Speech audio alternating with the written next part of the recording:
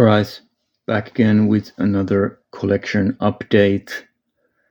This time, once again, a pretty stacked month. I have to say, the amount of quality pickups I have here, I'm probably not going to be able to top this next month. So next month's pickups are probably going to be disappointing in comparison to this. But yeah, let's just get into it. Starting off again as usual from PS5 and then moving backwards in time and then jumping into Blu-ray at the end. Let's start off with the deluxe edition of Metal Gear Solid Snake Eater Delta, which is the remake of, in my opinion, the best Metal Gear game ever made. This was really expensive for a while, so I waited and I waited and I waited, and I was finally able to pick it up for like half of what it went for at launch. Let's rip this open. The plastic is pretty flimsy. I should be able to just, rip it open by hand. There you go.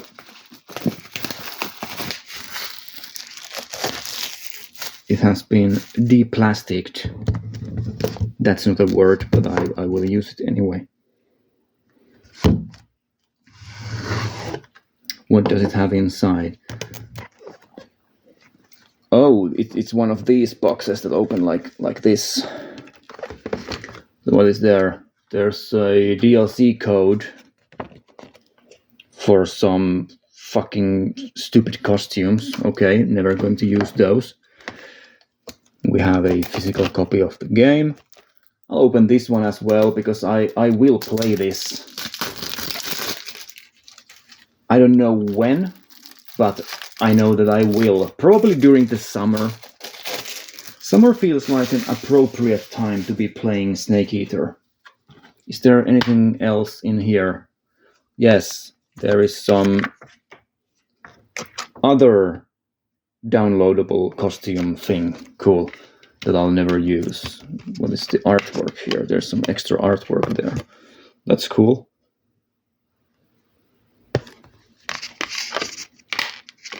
It is encouraging to see Konami do something useful with the Metal Gear license again after failing for such a long time. Really nice looking steelbook. Fox in the back.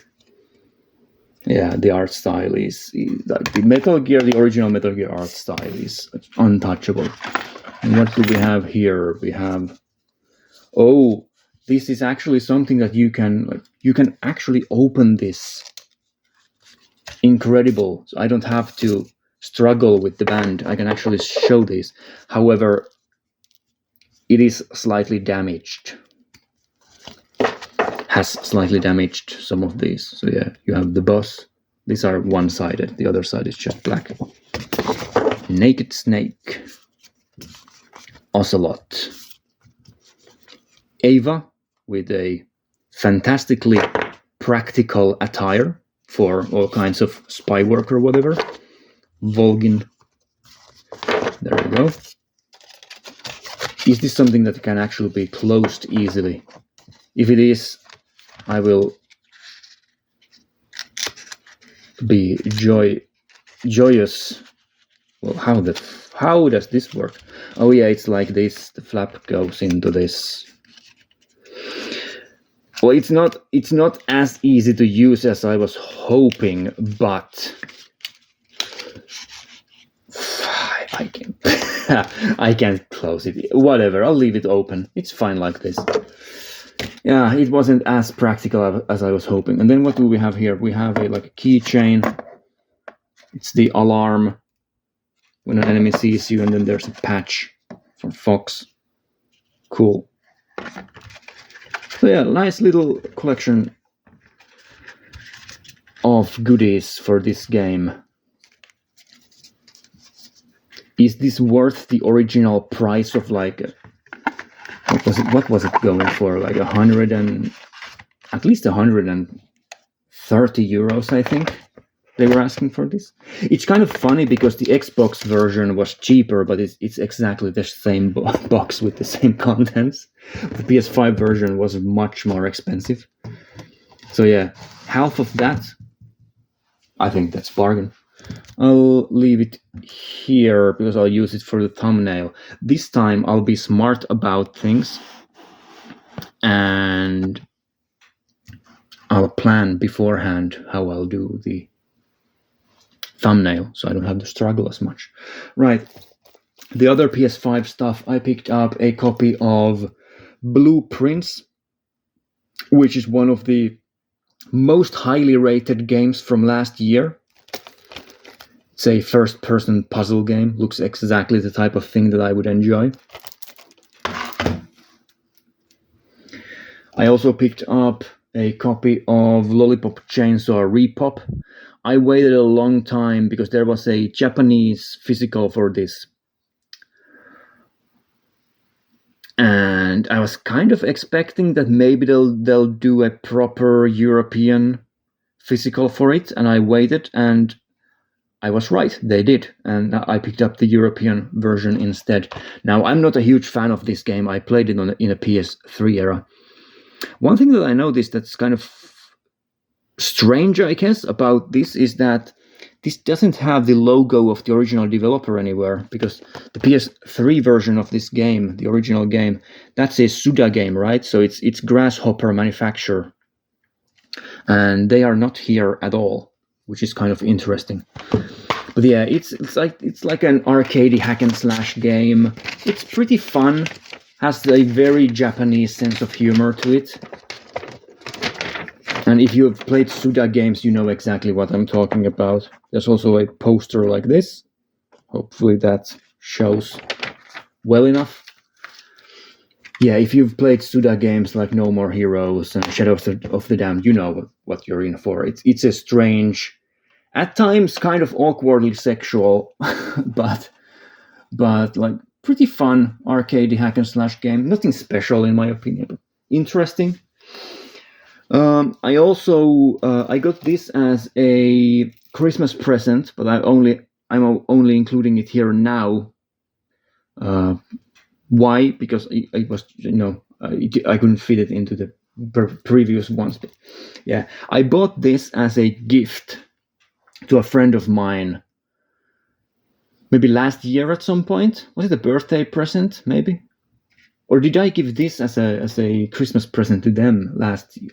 Not last Christmas, but the Christmas before. I can't remember. I gifted the person this game.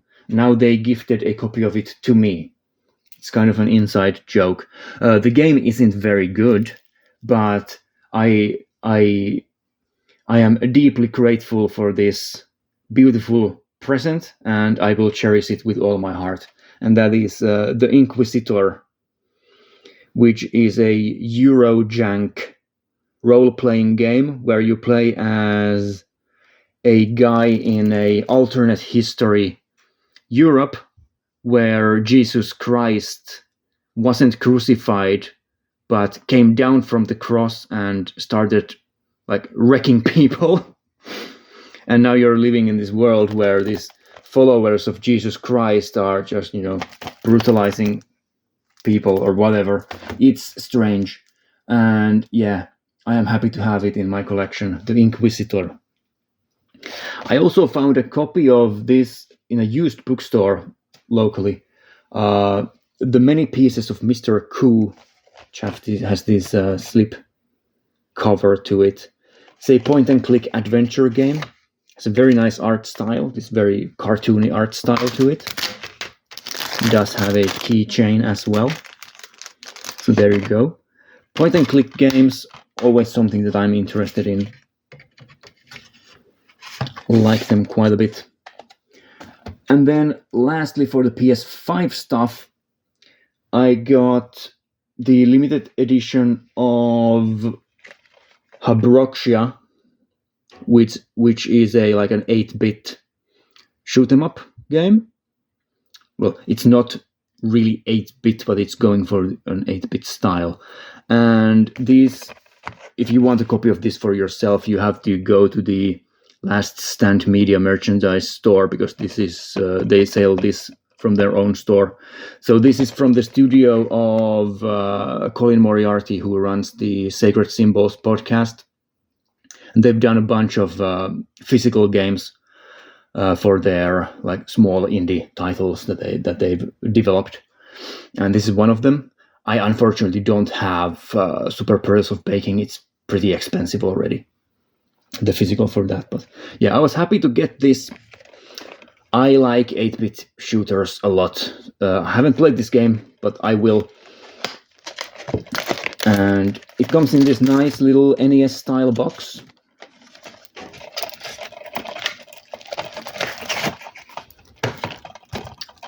I'll open this as well. Although like this will become very rare and collectible in time, because there are only a couple of thousand copies of this, and I don't think many people even are aware that this sort of thing exists, because it's only really marketed by the podcast people and the community who follow that podcast. I've been listening to it for years at this point. It's the only video game podcast that I really care about.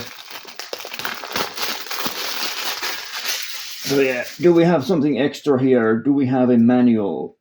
Please have a manual. No, there is no manual. Oh well, it's just an empty case. But yeah, I'll play this from the disc, as I always do. There is a manual in a separate container. Let's check this shit out. What does it look like? Right, so there's some art cards. These are one-sided. Oh, this is 184 out of 2000. Is this hand numbered with a permanent marker? I guess it is. There's some stickers. And yes, we have a manual. That's cool. Yeah, and it's this NES style. Look for this seal on all software from Lilimo Games. It represents blah blah blah. The seal is your assurance that Lilimo has approved and guaranteed the quality of this product. So a thank you message. And a full color manual. Very cool. Story of the game. I don't want to spoil myself. Yeah, lots of heart put into this physical edition. Looks cool. I have no association to this podcast or anything like that. I bought this with my own money, so this is not a promotion of this or anything like that. But yeah, I like this a lot. Looks cool. And I have to say, as the last thing, my original package got lost in the mail. Can I get this in here? I'll talk about this experience I had buying this game while I'm trying to struggle and get this back into the plastic bag. I bought this game originally, I think it was last year in December or late November or something like that. And my package got lost in the mail. And this is the second copy that I was sent, and it came with this handwritten message from the person. That's Micah Moriarty, the wife of Colin. Handwritten message on this post-it note, and that's very nice. Very cool. So she runs the merchandise store, and she was very helpful with the lost package and everything. Very good quality. What is it called? Customer support. Yes, that's what I'm looking for. Very good customer support from this company. So yeah, I would absolutely suggest checking this game out if you're interested in it. And the physical looks very nice. I have to say, the cardboard box is a bit flimsy. I have other kind of like fan games also with these sort of cardboard boxes. It doesn't really close properly. That annoys me a bit, but when you put it on a shelf, it looks really nice. So there you go. And I don't want to put this here because it will get crushed. So I'll put it here for the time being and move it later. Right. So moving on, we're already 15 minutes in now, and I've only talked about like 6 games. Holy shit. PS4. I picked up a stack of games that are maybe a bit more on the rare side. Nothing too expensive, but still. I picked up a copy of Immortal Redneck, which is one of the early strictly limited releases.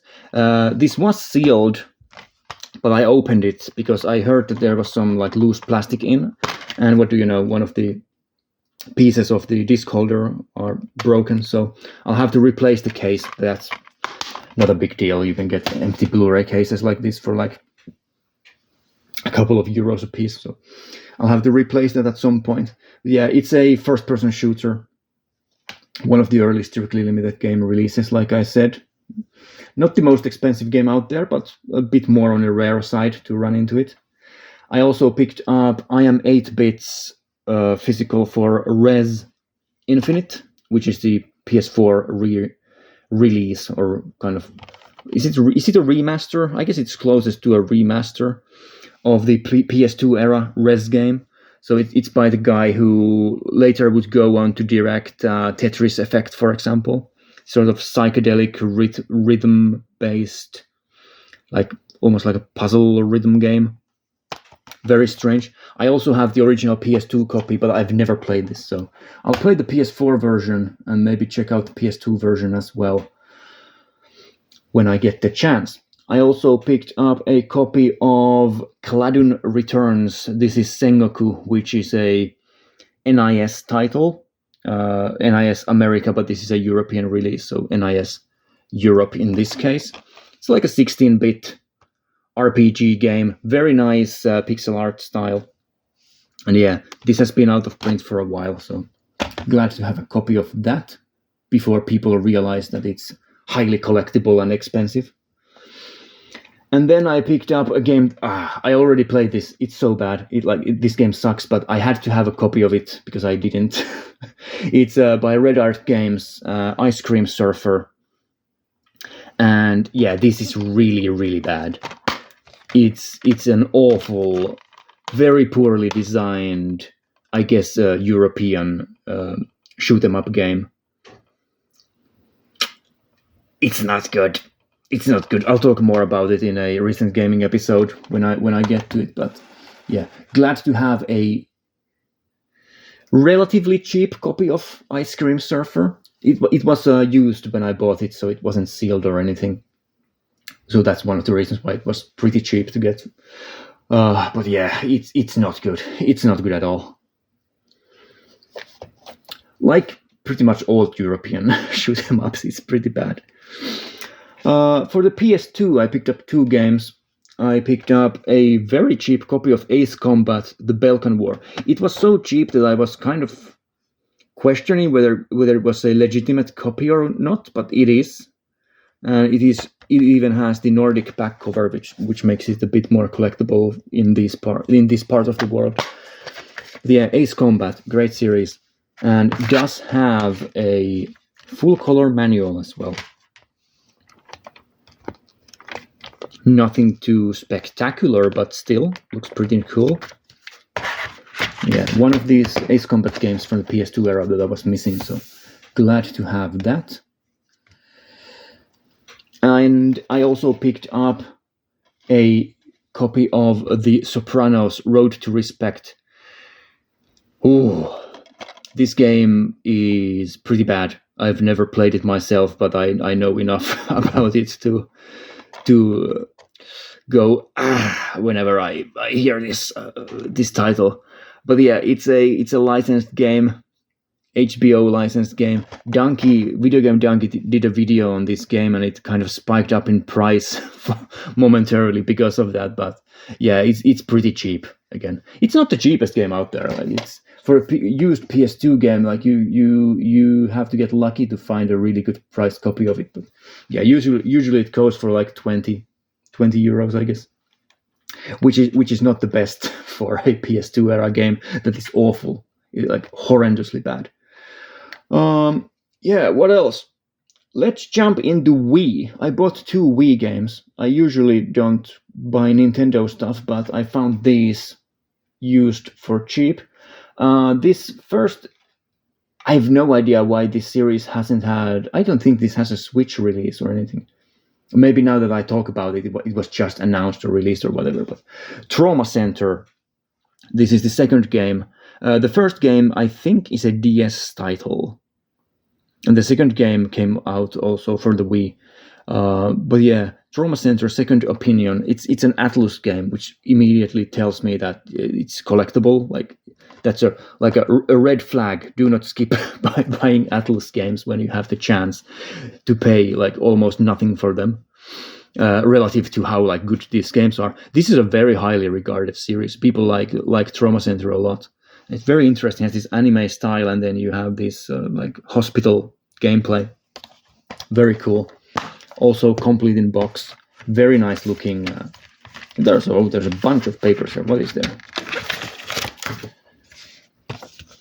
Very nice looking manual. Really nice looking full color manual. Like this is how you do a manual. Like this is a proper manual.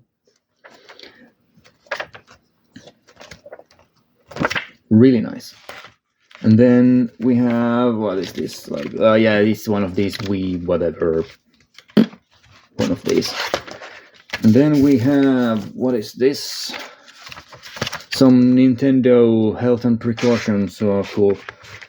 And we have, what are these? These are receipts. So this is where I bought a used copy of this. So the person who originally bought this paid $46.90 for this. In, I don't want to show the receipt. In 2008. So this is from 2008. It's EB Games Finland. So this is GameStop. Yeah, they bought this in a Finnish GameStop for $46.90. I didn't pay $46.90 for it. Let's just put it that way. Less than half of that. Yeah, glad to have this in my small but growing Wii game collection. And I also picked up a dirt cheap copy of Skyscraper, which is a kind of a light gun game. Looks very cheesy, probably not very good, but exactly the type of stuff that I'm into and would like to buy. I like weird, dumb, stupid games that they don't have to be good. It's enough that they're entertaining and interesting. So, Skyscraper, if that's some hidden gem game or whatever, let me know. But yeah, I don't have high hopes for Skyscraper. Right, I'll move Habroxia up here, and that's the stack for these games. And then let's move on to PS1. I have here 5 PS1 games and then also a stack of DS games, which is maybe a bit rarer for me. I don't often pick up, as I said, Nintendo games, and DS games, probably even less so than Wii games. But yeah, for the PS1, I picked up, let's start with the cheap ones. I picked up the Powerpuff Girls Chemical Extraction. I've been on a PS1 game kick lately, not playing them, but buying them. Because I like the PS1, I like these cases. Whenever I see a good condition PS1 game used, I always get a good feeling. It makes me happy. So yeah, Powerpuff Girls. As far as I know, the game is pretty bad, but I've always liked this TV series. I have a soft spot for Powerpuff Girls for whatever reason. Next up, I picked up X-Men 2 Mutant Academy, which is a fighting game. Don't know much about it. It was very cheap and looks cool, so I picked it up. I don't know if this is included in some of these like Marvel licensed fighting games were just released in this sort of collection for modern consoles. I don't know if this one is included in those releases, but if it is, cool. I still like having the original. I also picked up a dirt cheap copy of Bust-A-Move 4. I've never played a Bust-A-Move game. Very intrigued by this. It's a puzzle game. I love puzzle games, and it also has like bubble characters in it. So there you go. Why was this dirt cheap? Well, it's like one of the hinges is broken, but Otherwise, great condition. Oh, there's Steve Austin, WWF Warzone. Just a black and white boring manual. And it has one of these original. Mail this to us. Registration cards. Like this used to be a thing.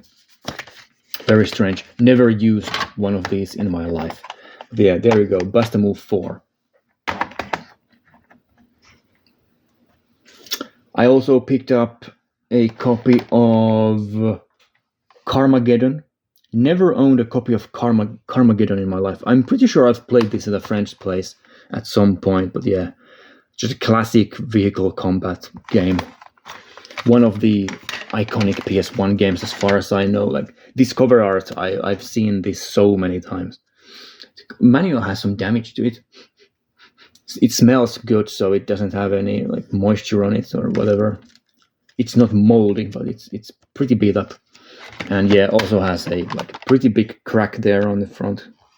So not the best condition copy of Carmageddon, but I guess it fits the game to have a little bit of damage to it.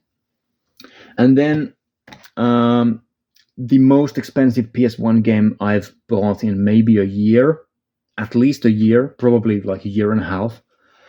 I picked up a copy of like a perfect mint condition used copy of Rival Schools.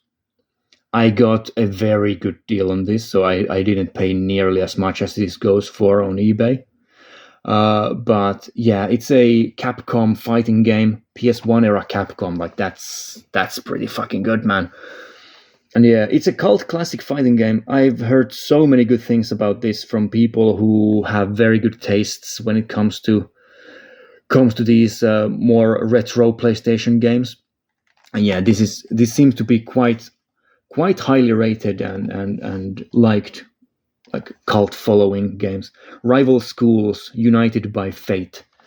As far as I know, also has a single player sort of a campaign to it, which is something that I always appreciate. Very cool character designs as well. I guess I'll go through all the character designs. Where do they start? There you go. Batsu, Hinata, Kiyosuke, Shoma, Natsu, Roberto, Roy, Tiffany, Bowman, Edge, Akira, and Gan. Is there more? Yes. Hideo, Kyoko, Raizo, and Akira. Looks cool. There's still more. How many are there? Hio, Sakura, Daigo, and Hayato. There you go. Yeah, this is the 2-disc version of it. As far as I know, there's also a 1-disc version, which is the original release, and then the 2-disc version is like a later release. So there you go. Rival Schools. Looks cool. And then for the DS, from the same used bookstore where I picked up the many pieces of Mr. Koo, I picked up a bunch of Nintendo DS games that had appeared there on one of their shelves. And this is some good stuff. I guess I'll start with Hotel Dusk, Room 215. I'm pretty sure that this was one of the games where I was kind of thinking, do I have a copy of this? But I couldn't remember, and I actually haven't checked. So this could be a duplicate, but I'm pretty sure I didn't have this before. So yeah, this is a game that I don't know much about, but it's a game that a friend of mine has suggested me to try out multiple times. It's like a visual novel style game, I guess, with some mystery element gameplay to it. I don't know what the gameplay is like, because I've never played it, but it seems intriguing. No, that's Swedish. Let's move away from the Swedish stuff. Controlling Kyle in the pursuit of truth. There is some kind of puzzle solving involved. Conversations. Searching. Yeah, cool. Solving puzzles. That looks cool. Seems like the type of thing that I would enjoy. There you go. Hotel Dusk, Room 215. I also picked up a copy of...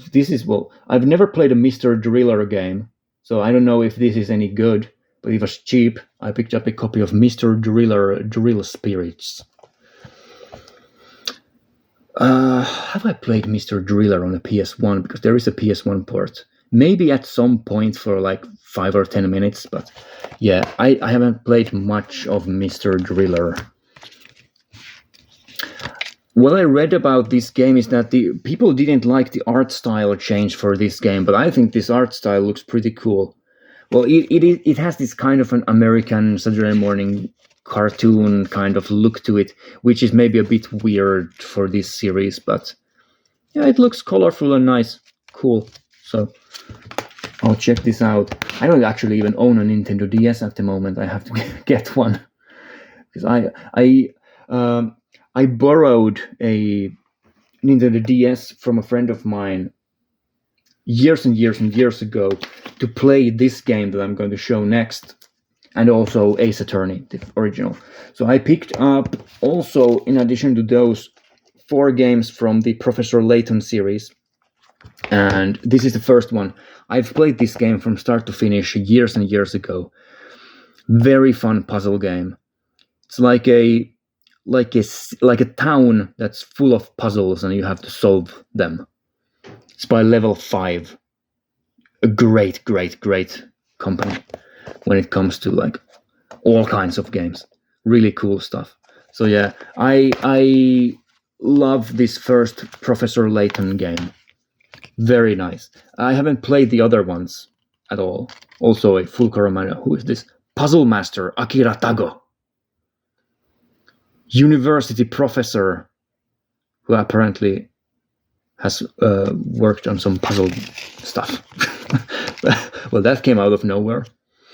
Puzzle Master. I want to be known as Puzzle Master from Chiba University, Japan. That's cool. Yeah. Also, all kinds of other pieces of paper. What is this?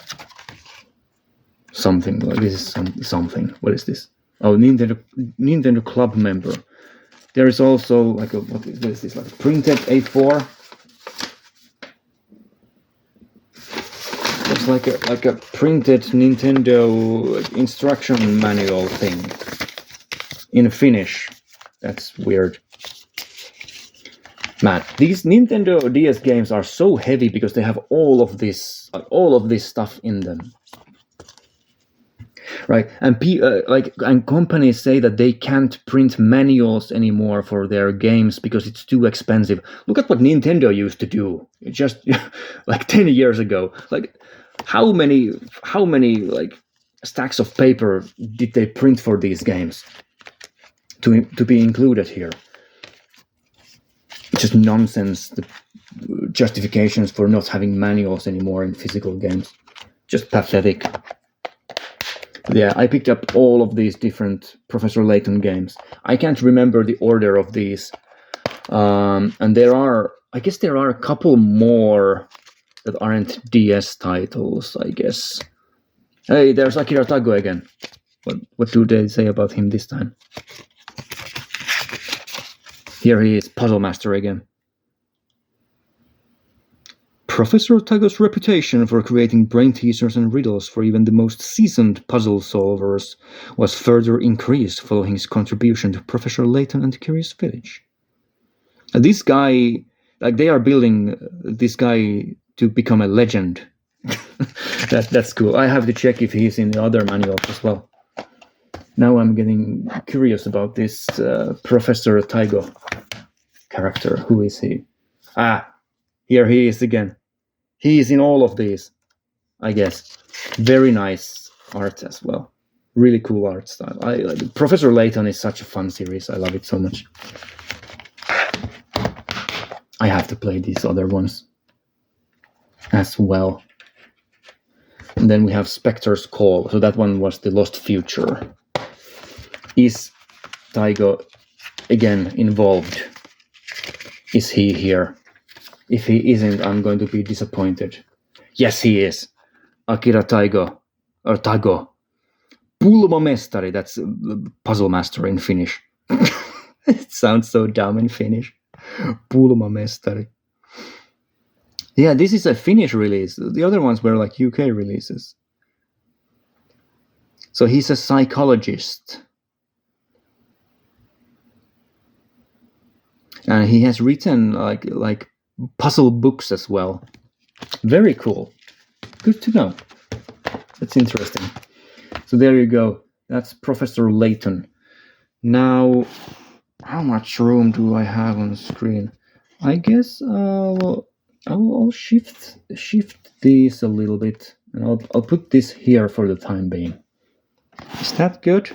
Yeah, I guess that's good. It's good enough for me. And if it's good enough for me, it should be good enough for you. Maybe a little bit more. There you go. And then for the Blu-ray stuff, I tried to keep this Blu-ray stuff short this time, so I don't have as many here as I sometimes had. Here we've got Radiance. The first Radiance package of the year arrived in late January, just in time for me to record this collection update. And in addition to having a couple of the January releases, I also picked up some older ones that were going out of print, and these both are already out of print, so I'm glad that I did pick them up. So I picked up a copy of World Noir 3, and the reason why I definitely wanted to pick this up is because it has Girl with Hyacinths, or Hyacinths, however you say it, which is a Swedish movie, and that's the one that I want to see, like definitely want to see. It also has a movie directed by Peter Lorre, the great actor who's there also on the cover. Now, it is unfortunate, someone pointed out that this looks like Peter Lorre has just scratched his ass and is sniffing his fingers. And yes, that's exactly what it looks like. So that's unfortunate. But Peter Lorre is such an iconic actor. So yeah, I don't know if he's any good as a director, but he's a brilliant actor at least. So yeah, there you go. Really nice box set. The previous World Noir box sets have been kind of mixed bags for me. They've all included maybe one incredible movie. Like the first one has Witness in the City, right? The taxi driver noir movie. Like that's cool. But then the other ones are kind of meh. Especially the Japanese movies are pretty bad for these World Noir sets, or have been at least before. What was it? I Am Waiting in the first one, not that good, like very mediocre. And then in the second one, the what is it called, the movie, the Cruel Gun Story. Again, kind of disappointing. But these box sets have some like really good movies in them as well. So, what is the good movie from the second set? It has like Black Gravel in it. That's a pretty good one. But it also has something else. What is it? I have to check out because I'm annoyed if I can't remember it. It has Symphony for a Massacre. Like that's a very interesting French crime movie. Symphony for a Massacre. That's a good one. So yeah. And then the other pickups from Radiance, this is the other out-of-print one. It's the double pack of The Inquisitor and Deadly Circuit. And this is the Blu-ray only release, which is more limited. This has like 1,000 copies, I think. Yeah, 1,000 copies. This is out of print already. There's also a 4K plus Blu-ray release, but I don't need the 4K. So yeah, these are French crime movies. I don't know anything about them.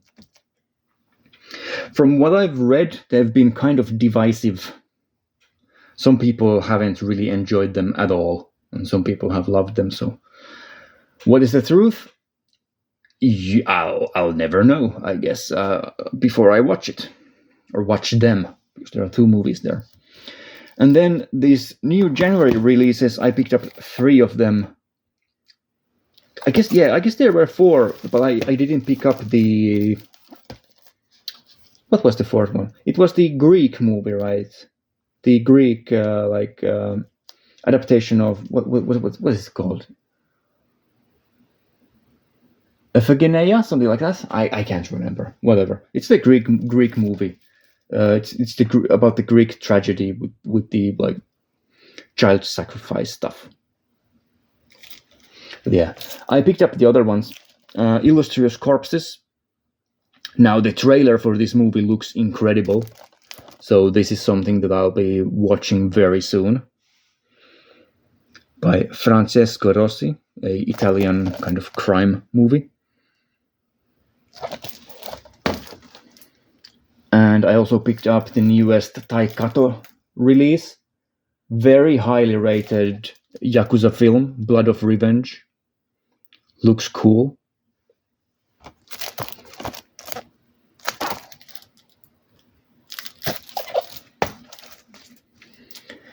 And the Truffaut movie, The Wild Child. I've heard great things about this one. So I'll check this one out as well at some point. There you go. Then what else? I picked up some used copies of movies. Let's start with this one. A great Japanese film, One Cut of the Dead. I saw this years and years and years ago, but never picked up a physical copy of it. It's like a one-take zombie comedy movie. Very well made, very entertaining, really fun. It starts with this really bad zombie movie happening, and then you are shown from a different perspective what happens during the shooting of that movie, like all of the things that are going wrong with it that you didn't originally see going wrong in the actual like zombie movie. Like you're showing like behind the scenes stuff. It's very fun, very well made, like almost zero budget movie, became like instant cult classic. So highly rated, highly recommended for anyone who is into like comedy films like Shaun of the Dead or anything like that. What else is here? Third Window Films. Yeah, I don't have any of these Takeshi Kitano movies. I should buy all of them. Yeah, there's some really good movies here. Adrift in Tokyo is great. Some of these are DVDs, I think. I don't think Turtles Are Surprisingly Fast Swimmers. I have this on DVD. I don't think that has a Blu-ray. If I'm wrong, correct me. And yeah, Third Window also released the Tsukamoto films, Tetsuo and stuff like that, here in Europe. Confessions is a really expensive Blu-ray at the moment. Kamikaze Girls is pretty fun. Woodsman and the Rain is a highly underrated 2000s movie. The Story of Yonosuke is great as well. Foreign Duck, Native Duck, and God in a Coin Locker. That's a good movie as well. Fish Story is fantastic. They've released some really, really good stuff. Himizu, Love Exposure, Cold Fish. Like the hits keep on rolling. Sawako Decides. I think I've seen that one, but I'm not exactly sure. Yeah, there's some good movies here. Lots of good movies here. Lots of stuff that I haven't seen as well. Confessions of a Dog is a 10 out of 10 forgotten masterpiece. Unfortunately, only has a DVD out. Yeah, there you go. One Cut of the Dead. That's a good one. Not too long either. What is it? 96 minutes? Longer than I remembered. I thought it was shorter. Right, and then I picked up a couple of used Vinegar Syndrome releases. A couple of Mexican horror movies that I'm intrigued by. This is Cementerio del Terror. So, Cemetery of Terror. Not too difficult to translate. Yeah, it's a 1980s, right? Yeah, 1985 zombie film from Mexico. And then by the same director, I think, right? So this is by Ruben Galindo Jr., right? This is also from the same guy, right? Yes. Ladrones de Tumbas. This is grave robbers, something like that. Yeah, grave robbers. It's another one of these Mexican horror films from the 1980s. Looks interesting. I don't know if these are any good, but they look interesting. And always happy to get the slipcover limited edition versions of this. And then I also picked up this. I have to admit, I only picked this up because of the cover. I don't have many hopes that this movie is going to be good, but I picked up Nightmare Sisters, which has a very enticing cover. But then when you flip it around, not so much. So it's like a comedy horror film, as far as I know. This is also from the 1980s. Looks very, very 1980s. Yeah, David Decoteau. I don't think I've seen anything else by him. Sexy horror comedy. There you go. Has nice artwork there. And a background.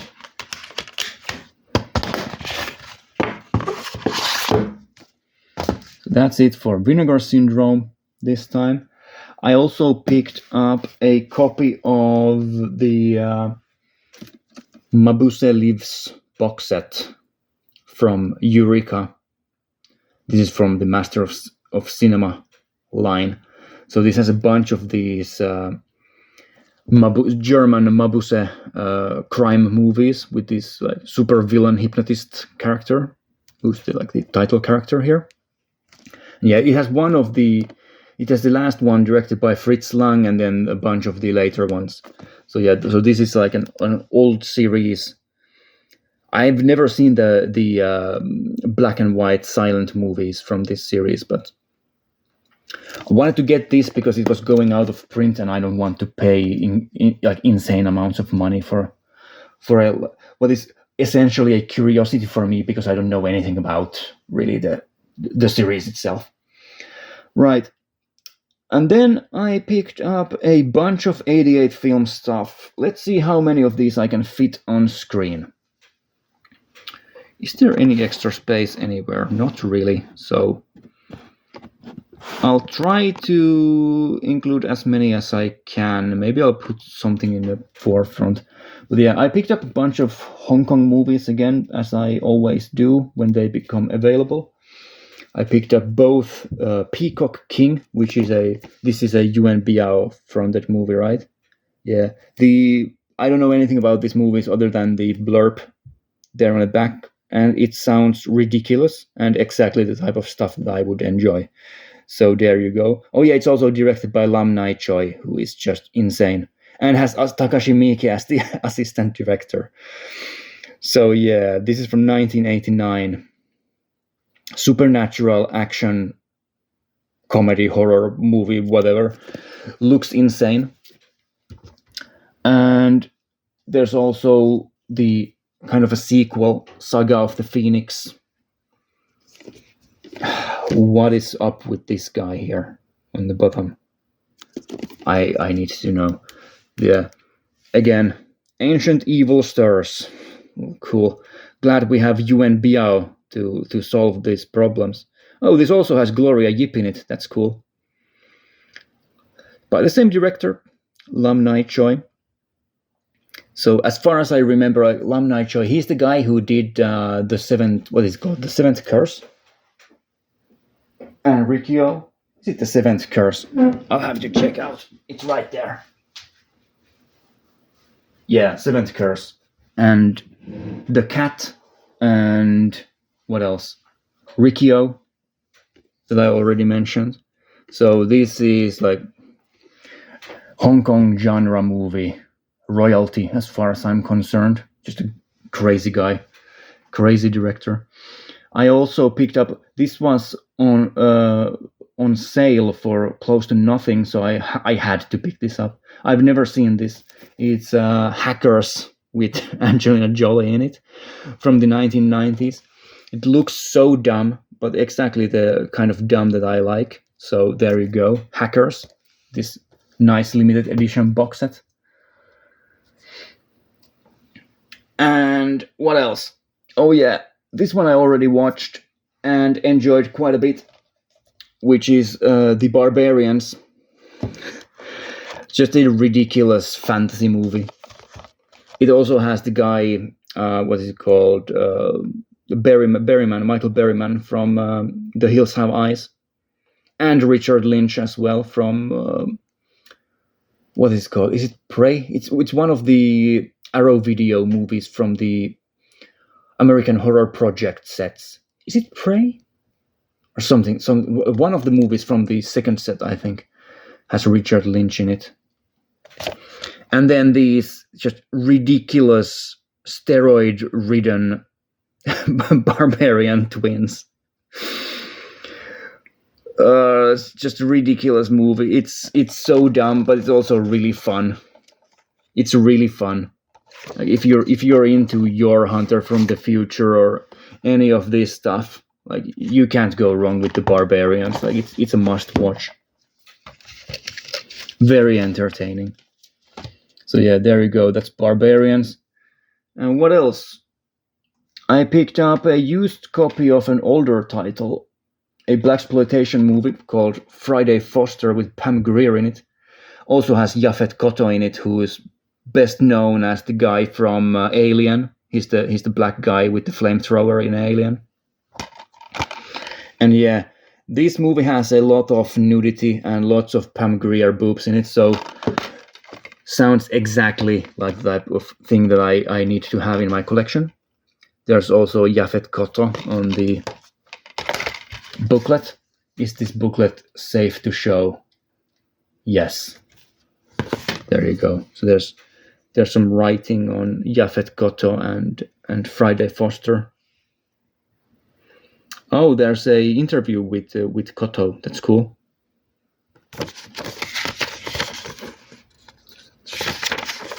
The interview continues here. I'll have to check this out with more time when I have it. That's cool. Not a movie you see a used copy of every day, so it's a little bit collectible, I guess. Now, 2 more movies and then a box set, and I'll finish with that. So from 88 Films, I also picked up one of the Pink movies, and I have to have this in my collection just because of the title. It's Sex Rider Wet Highway. What a ridiculous title for a movie, but it's very enticing. And when I looked into this movie, there are a lot of people online who really like this and think this is one of the best movies of the entire genre, at least the ones that have been released in the West. So, I don't know, maybe it's a hidden gem. I'll figure it out. And then I had to pick up the newest Japan Anarchy movie, which is Takashi Miike's Over Your Dead Body. Now, this is a 2010 Takashi Miike movie, which means that it can be awful or maybe all right. I've never seen it, but I'm intrigued. It's Takashi Miike. I'll watch it. I've seen like almost 30 of his movies at this point, so there are some incredible movies that he's directed. All right, and then let's end with probably the most controversial pickup of this video. I was kind of going back and forth whether I want to own these movies or not. I don't know if I can even show anything from this set. I have to check out off screen. Is there anything here that I can show? Well, this I can show, sure. What about the booklet? This is some hard stuff. Oh, they've done well. They've done the booklet well. It's not that bad. Okay, I can probably show everything here. So I picked up a copy of the Films of Hisayasu Sato Volume 1, which is a Pink Line release. The first one. This is a Vinegar Syndrome thing. Like you can see immediately tell from the design of the box and everything that this is a Vinegar Syndrome thing. And who is Hisayasu Sato? Well, he's a madman. Like he's a maniac. He directed one of the parts in the Rampo Noir movie, the anthology movie. that I'll talk about in probably the next movies I watched recently. I'll talk about Rampo Noir. If I didn't already talk about it in the last one, I can't remember. But yeah, he directed one of the sections. He directed Caterpillar in that movie, and he is something else. A notorious director for his ultra-violent pink films. So it's basically softcore porn with lots of violence in it. The first movie is called Lust Mord, Pleasure Kill. So that's pretty much what you'll get here. 3 movies. Love Letter in the Sand, aka Pervert Ward, torturing the white uniform. So yeah, that's what you're going to get. But I'm intrigued. I like getting Japanese films in my collection that are very controversial.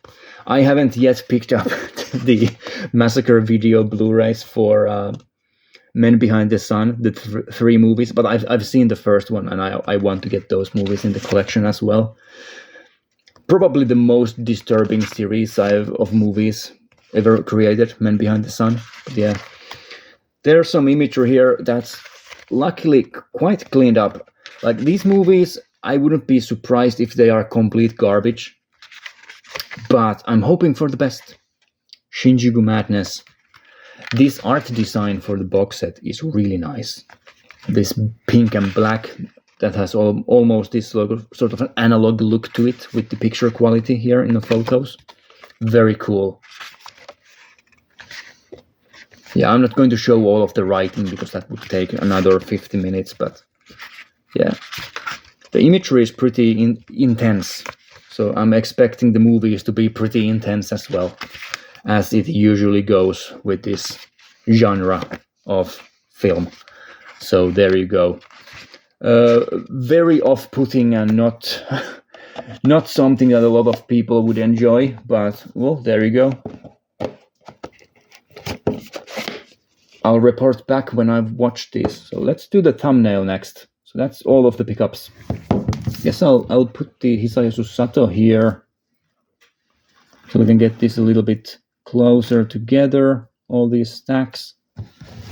And let's put World Noir 3 there, and then use Metal Gear here.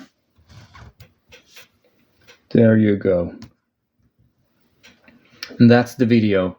Almost an hour, so the pickups videos, they are getting larger and longer. I'm unboxing more stuff than I usually have in the recent ones. Also, there's a lot of stuff to go through. So yeah, and I also just like rambling about stuff. I enjoy the sound of my own voice. So there you go. And that's that. And I'll be back again next week with something else. See ya. I'll move this a little bit. Yeah, there you go. See ya.